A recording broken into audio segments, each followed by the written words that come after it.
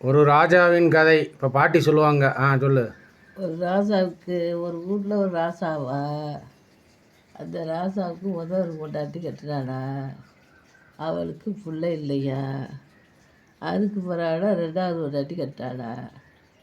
ரெண்டாவது பொண்டாட்டி மாசமாக இருந்தாளாம்.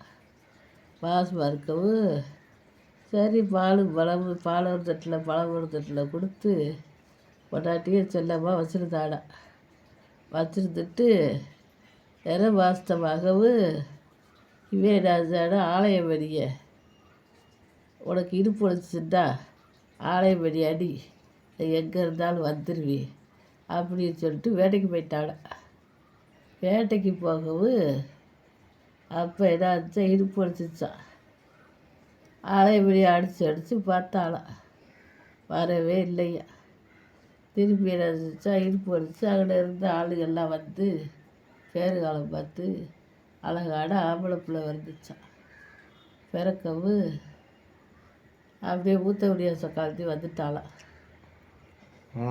வந்து ஆம்பளை பிள்ளையில வச்சுட்டா நம்மளுக்கு சொத்து கிடைக்காது ஒன்றும் கிடைக்காதுன்னு எலிப்பந்துக்குள்ளே பெருசாலி பந்துக்குள்ளே தூக்கி போட்டாளாம்.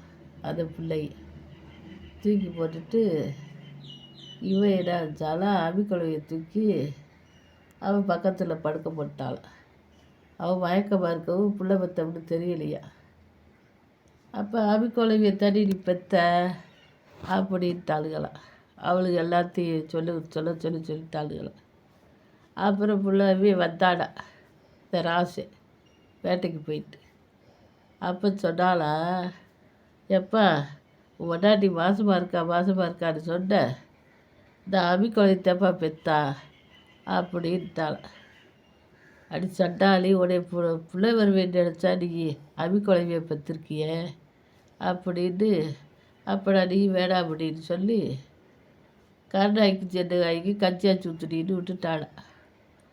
விடவு அதோட இவன் அந்த மூத்தவடியா வந்து உட்காந்துக்கிட்டாளாம். இவன் கருணாய்க்கு சென்னாய்க்கு கிழிஞ்ச சீலையை கட்டிக்கிட்டு கஞ்சியாச்சு ஊற்றிக்கிட்டு இருந்தாள். அப்போ வேட்டைக்கு போயிட்டு ராசாவு மந்திரிக்கு ஒரு களைச்சி போய் ஒரு மரத்தடியில் படுத்து கிடந்தாங்களாம். அதை குரங்கு என்ன இருந்துச்சா நல்லா தூங்குடான. அந்த எல்லா இலையும் முகத்துக்கு நேரம் பிச்சு வெயில் வந்து அடிக்கிறாப்புல விட்டுருச்சான். ஏன் இப்படி நம்மளுக்கு வெயில் அடிக்கவே எந்திரிச்சு பார்த்தாடா, எல்லா இலையும் இருக்குது, நம்ம முகத்துக்கிட்ட இருக்க இலையை மட்டும் பிச்சு பிடிச்சி அந்த குரங்கு என்ன காரணம்னு நினச்சிக்கிட்டு இருந்தாடா. அப்போத்தே 2 அன்றாவட்டை வச்சு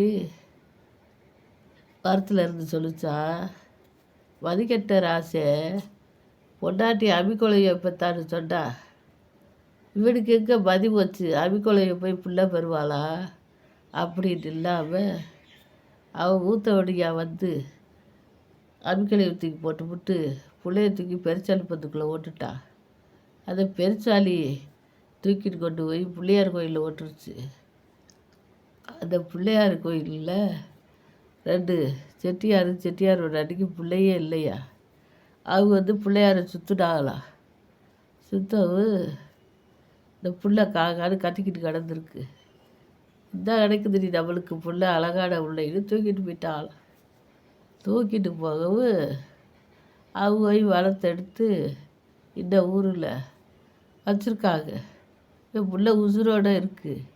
இவன் மயங்கி போய் பட்டு கிடைக்க மதிக்கட்ட ராசை அபிக்குழவியை போய் எவனாலும் பெறுவாளா அப்படின்னு சொல்லிவிட்டு அந்த இது 2 பறந்து போயிடுச்சான்.